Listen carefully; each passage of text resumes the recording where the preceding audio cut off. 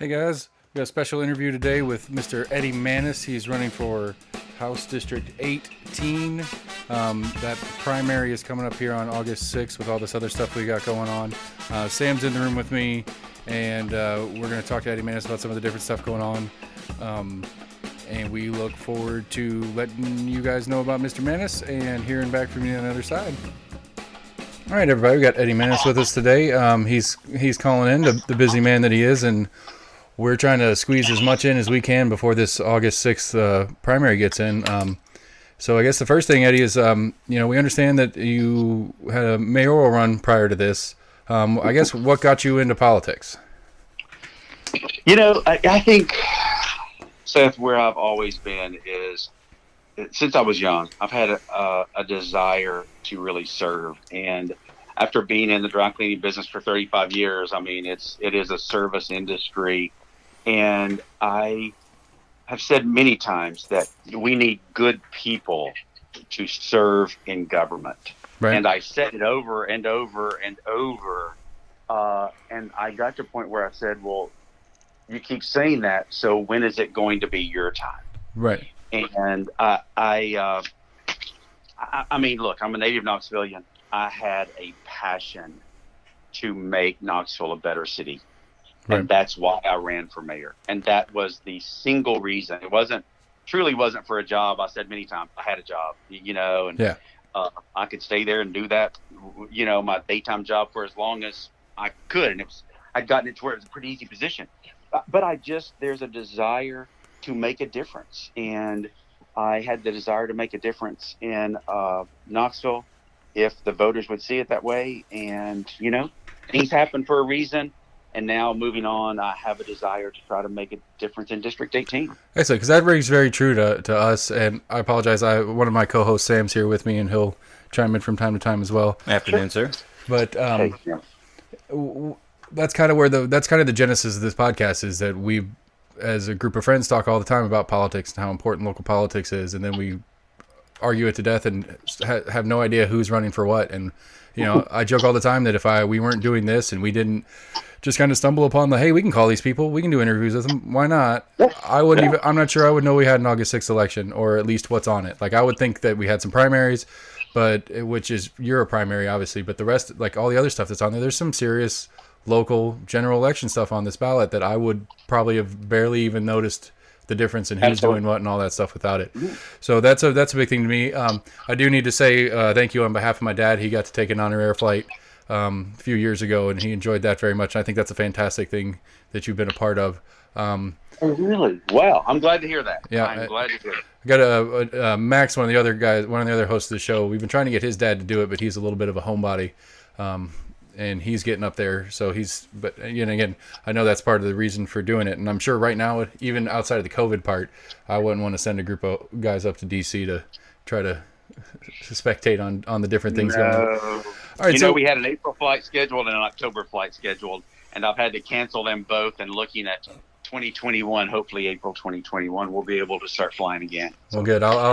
We'll have to really push on Max's dad to take the effort, because I think he would really enjoy it. He's the type that if his dog's alone for more than 2 hours, he's uncomfortable. So we got to get a dog. If I can do anything to help there, you let me know. All right, we got to talk him into a dog sitter that he trusts. So one of the big things to me on the show, I kind of argue as a libertarian most of the time, or at least a third party advocate. And I think as a group, we were kind of getting into the third party things. And so one of the things about your case right now that's interesting is some of your issues in the party affiliation conversation. I guess the first question is, I understand the city is a nonpartisan race, so it didn't really necessarily matter, but it still comes through in the rhetoric and in the running process.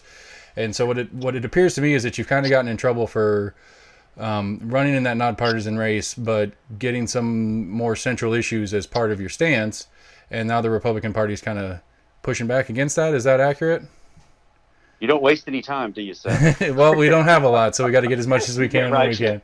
And but for me, like I was saying, I don't like the party system the way it sits. So to be kind of ostracized by the party sings to me, at least, as far as, there are a set of things that the parties stand for, and if you're 9 to 10 of those, okay. But if you're -1 on that list, then all of a sudden you don't get to call yourself a thing. It's like, well, maybe that negative one is important to me because I don't fully call myself a Republican. And so I'm good with that.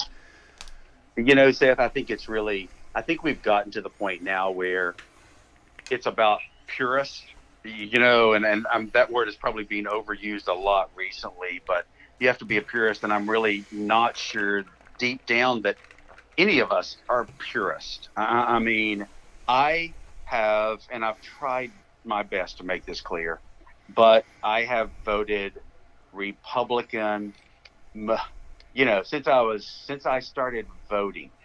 Do I always vote Republican?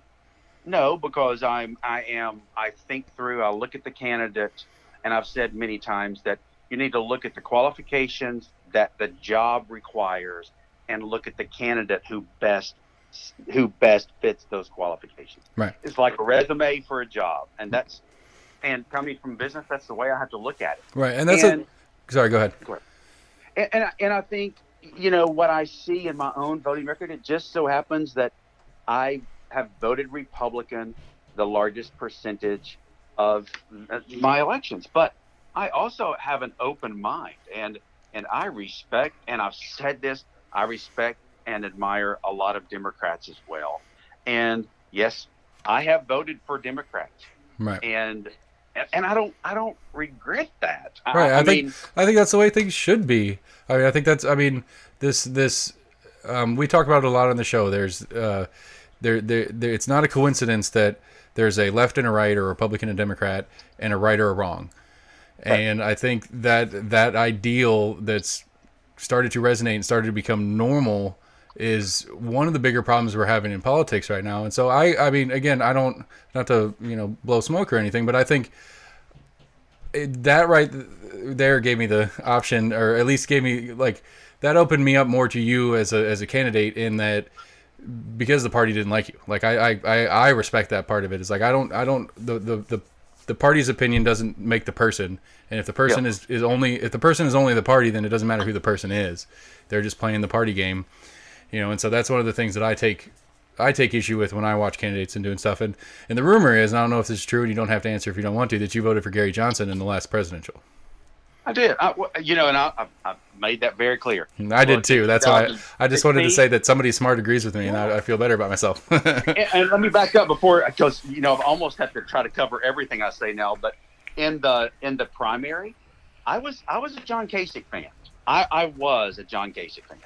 And when John Kasich didn't make it into the general, I voted for Gary Johnson. And, it's like, I look at it and say, who best fits where we are at the current time. Right. I'm not sorry I voted for Gary Johnson. I'm not sorry I voted for John Kasich. Well, right. That is respectable, and I'm okay with that. I mean, I think that's whether I agree with your opinion on it or not is really unimportant. It's the fact that you're allowed to have your own opinion, and that shouldn't disqualify you from, your desire to serve. I guess the only question is, I understand that this is a partisan election, but was third party even an option for you, or you just feel you're enough of a Republican that you might as well be a Republican? Or do you think that running an independent in Knox County is almost not worth doing?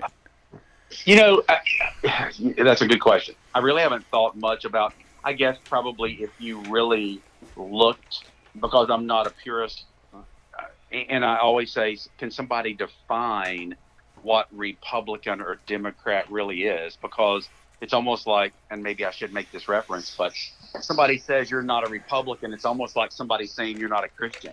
It's like, well, wait a minute. How can you tell me I'm not a Republican? Right. How can you tell me I'm not a Christian? So do you have the handbook? And if you look, I do have a Republican record.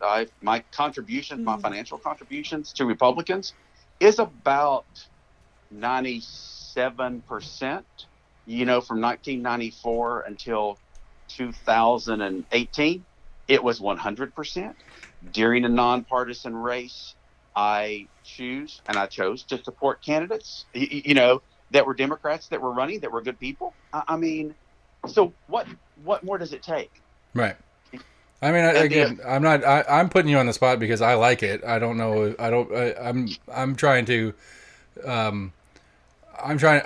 One of the things we do is the process is interesting. Like, I'm curious about just the process. I don't remember my civics class well enough to do anything. And so, as we were digging further into this and trying to get, I've been talking to other people as well. And when I'm talking to them, it's like, I get so confused trying to find a good sample ballot that actually shows who I get to vote for. And then how these people get into this process and how the different things go. And we've got certain candidates we have in that are it's just them. They're by themselves, and maybe a spouse or something is helping them keep up with stuff. And then we have other candidates that have like the full kind of machine working with them and different volunteers. And I don't know if there's paid positions and all that kind of stuff. And these are the things I'm curious about. I don't know if you're Joey, right? That I've been talking to.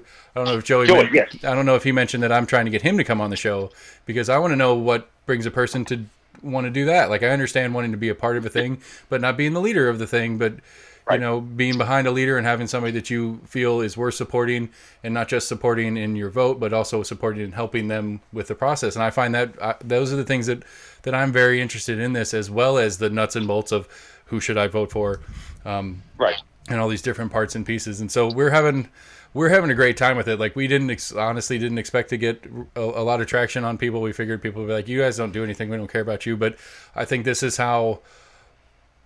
one of the things that's lacking. And as we grow in listenership, we're hoping that the viewpoint we bring to the table, I feel at least that we're probably more average than we think we are. That there are more people that are, that just can't watch the Sunday morning shows that Knoxville does for their local politics. There's not enough effort. Other than Compass Knox, it's hard to find a lot of good information about anybody.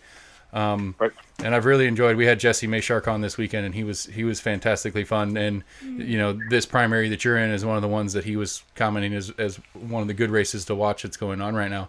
And so again, like, I wanted to talk about the party stuff a lot, but we had Gina Oster on. I don't know if you got a chance to listen to her on our show, but one of the things we talked with her a good bit about is the school system. And this is a two-part question, in the sense that the first part being, how much does the position actually have school involvement, or should have school involvement? And then how do you see yourself sitting in that kind of area? Well, I can tell you that city mayor really, and I'll go back to city mayor for just a second. The very first forum that I participated in during the city mayor's race, I said that I understand that Knox County oversees education, but the education of city kids would be a big part of my responsibility. However, I have to work with Knox County, with the school board, with the administration of Knox County. The education of city kids will be important to me, and I will find a way to make a difference with the education of city kids. Okay. I say the same thing about the state level. I think that the education of our kids, and I have a niece and 7 nephews, and the education of my niece and nephews is very important to me. I want to make sure that they have good jobs, and I want to make sure they're college ready if that's the way they want to go, not to force them in that direction. But I also want them to understand that, look, if trade school, if technical school, or whatever it is, I want you to have the opportunity. And I do think at the state level that we have a tremendous opportunity, because I think there's almost $400 million of the state budget goes K through 12. That's a huge percentage of the budget for Knox County schools, and having $400 million invested in K through 12 at the state level, it can do a lot of good. And so it's, I want to make sure that our schools are held to a high standard, and the best education, the best teachers we can have, make sure that our teachers are taken care of, make sure that our kids are taken care of. I say I don't have all the answers, but I'm going to work hard to try to come up with the answers if I'm fortunate enough to be in Nashville. Okay, so on that, how do you feel about what Knox County's talking about right now? Do you think the split school premise that they're moving forward with is a good decision? Do you think there are some tweaks that you would make if you had the ability to pitch in, or do you want to not answer that because it's really not applicable? No, I don't care to answer it. I mean, I was having this conversation with my sister just last night. My sister is a second grade teacher at West Hills Elementary School, and we talked about this specific thing. And I think that really, is it 25%? I think now that have signed up for virtual classroom, being out of the classroom. I think it's not ideal because I think that I feel that real kids really need to be in the classroom, if nothing else, for the social aspect of being in the classroom. But I also understand that there are parents, and rightly so, that do not feel comfortable putting their kids in the classroom. Right. And so and this is the conversation she and I had. It probably will not be as good as if they were in the classroom. And I think some kids will adapt well and other kids may not adapt well. And, if the kids that are not adapting well, maybe at the end of the year, starting in 2021, they can go back into the classroom. Yeah. I'm just, Yeah. Well, and there's hope that we'll be a lot further along in the actual world as the pandemic coming to a resolution, at least moving that direction by then.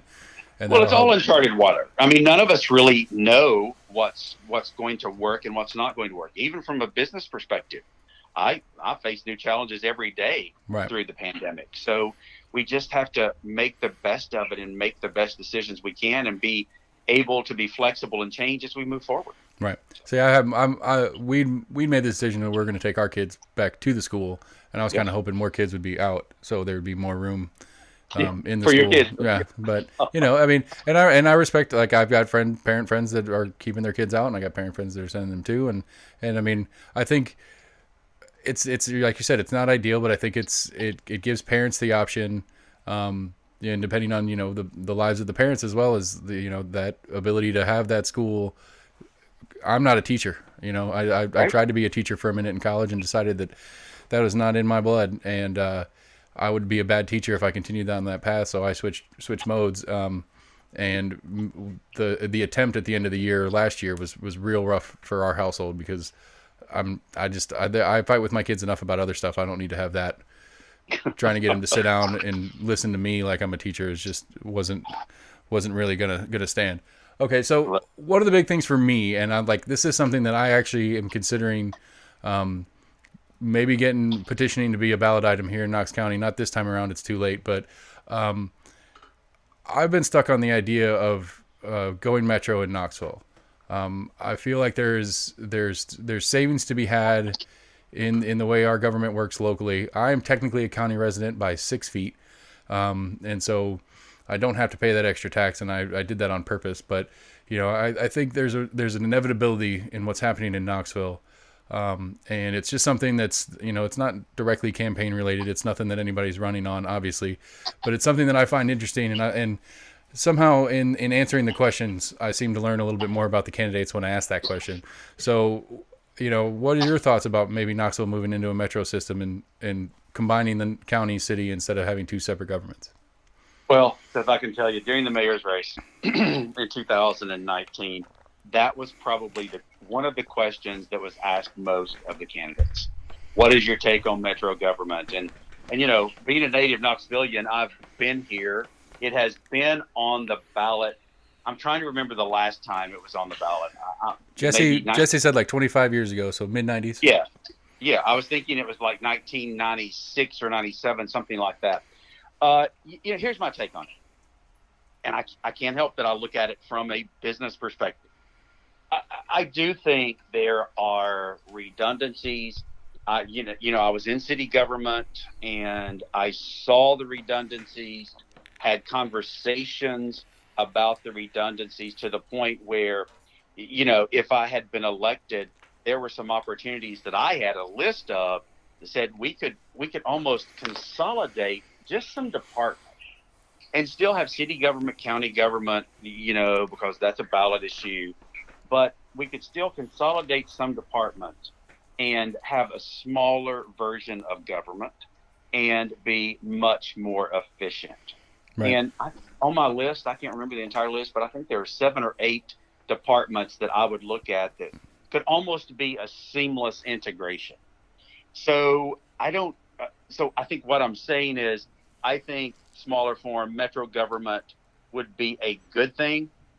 But if that never happens, I think there's a way to transition into more of some integrated departments where it could be a savings for both city and county taxpayers. Right. Does that make sense? I'm not No, I trying at get all it. to avoid the question. But I mean, because it's I kind just of, some of those things have already happened. I mean, like the court system, anything minor, over a ticket, the court, if you're in Knox County and you have any criminal issue over a speeding ticket or something like that, it goes to county court, even if you did it right in the middle of Gay Street.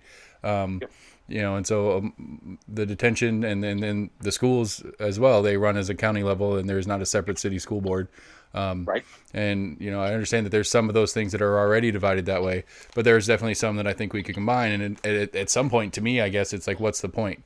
I mean, because really all we're going to have at that point is two mayors. I think. Right. And I think that's where you get to. And if I remember, I have a white paper on the consolidation when Louisville, Kentucky did this. And it was Louisville that did it. And I can't remember, but it's probably been maybe 15 years ago. And Louisville went through the same challenge. And I followed that process. And I think it has worked very well in Louisville. But it really has to be communicated. It has to be demonstrated to the voter. I think giving them statistics, showing them real examples of consolidated and combined budgets. Mm-hmm. It can't be, nobody really wants to say, well, why would I do that? Now, if I live in the county, I'm just going to be paying twice as much in taxes. Right. You have to demonstrate that will not be the case. Right. If that truly is the case, you have to demonstrate that. Right. So that's where I'm. All right, so to get back onto something that actually would apply to the new job as you're getting there is obviously, no doubt, budget's going to be the number one issue as soon as you sit down, and it's where we're cutting the fat or where we're adding taxes to try to get through the rest of this year and probably 2021 fiscally. And so we'll set that one on the back burner for a second. The budget part. What else do you either actually see or foresee being some major issues other than budget? What is it? September 1st is when you take the seat, right? No, September. No, you go until November. You'll be next year. Sorry. Yeah. Yep. But so 1st of 2021, you finally get there. You get in there and you take the seat. What do you see on the horizon as major issues outside of budget that are going to be issues that you're going to be tackling in the new position? Well, I think you hit it right. Budget is going to be huge just because of the pandemic and the lack of sales tax revenue that the city has been able to collect because of good businesses and what the pandemic has done. But I do think that economic development, job growth is going to be huge. I look at this as an opportunity for Tennessee to capitalize on maybe some companies that have decided they don't want to be in major metropolitan cities anymore. Right. And I've been following this very closely, where your workforce really wants to get out of no disrespect to New York or San Francisco or whatever, but maybe you want to go into an area where it's not as heavily populated. So if we need to really keep our eyes open and be aggressive about trying to be smart and try to recruit companies into our state that really can create jobs. Yeah, maybe we can get that Amazon warehouse that AOC chased out of New York.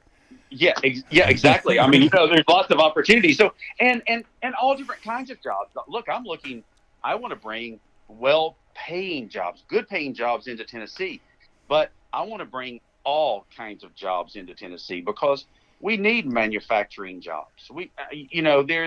There's places for companies that will pay $15 or $20 an hour. We have the workforce, and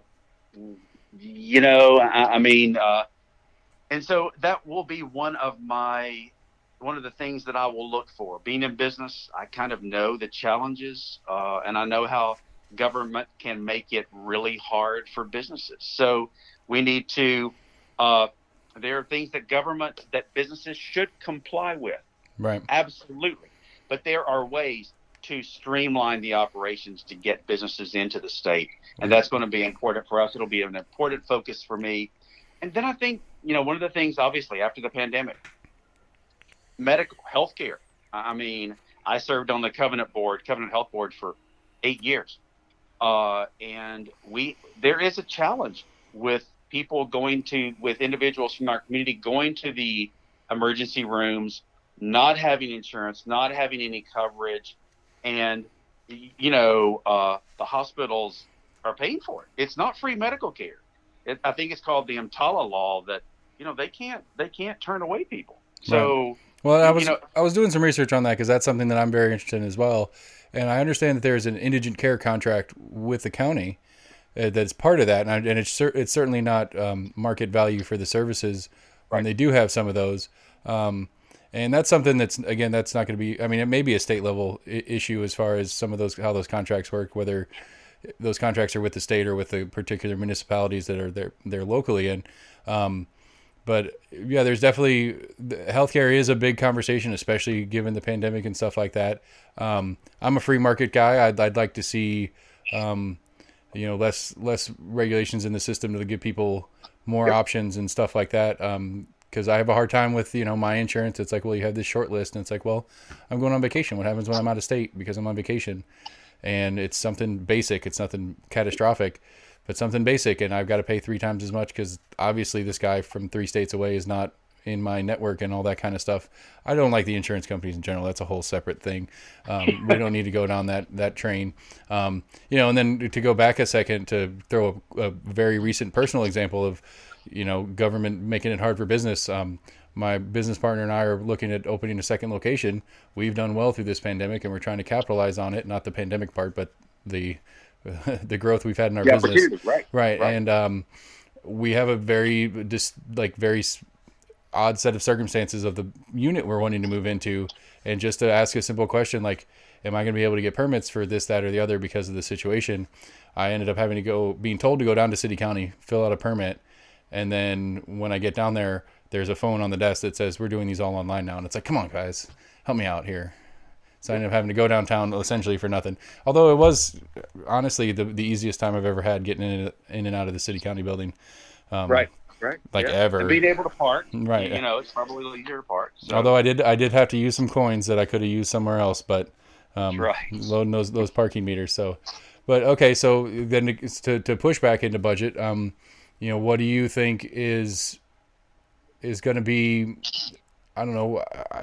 What do you think is going to be is it going to be cutting? Is it going to be, the state's going to try to keep things as is? Are we going to dip hard into the rainy day fund, or we're going to try to stay out of it? What are your thoughts as far as where we're going to make up these budget shortfalls? I think it's going to be interesting. I think it may be not to really just avoid the answer, but I think it's going to be a combination of the two things. I think that maybe getting into the surplus into the rainy day fund might be necessary. That would, again, from a business perspective, I'm going to look and make sure that we are as efficient as we can possibly be. And I know the governor's budget, and, the state legislature has approval of the budget, but it's the governor's budget. And so as a business owner, I would look at it and say, okay, where can we cut? Are there opportunities? If I'm on the budget committee, it's what I'm going to be looking for is ways to cut and not really work toward cutting vital services that we need. I'm not talking about cutting education. I'm not talking about cutting out, for the health and well-being of our state. But we all know, and we have it in our own budgets. There's fat, and I saw it in the city budget.